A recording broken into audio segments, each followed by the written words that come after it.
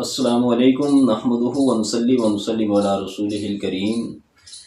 دودھ پیتا بچہ اگر کپڑوں پر پیشاب کر دے تو کپڑے پر پانی کے چھینٹے مار لینا کافی ہے، چھینٹے مارنے سے کپڑا پاک ہو جائے گا۔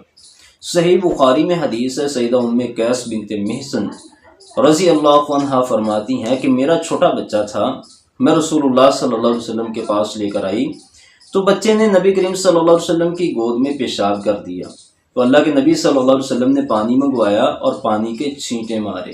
صحیح مسلم میں حدیث ہے، سیدہ عائشہ صدیقہ رضی اللہ عنہا فرماتی ہیں کہ رسول اللہ صلی اللہ علیہ وآلہ وسلم کے پاس بچے لائے جاتے تھے، اللہ کے نبی صلی اللہ علیہ وسلم ان کے لیے برکت کی دعا کیا کرتے تھے اور انہیں گھٹی دیا کرتے تھے۔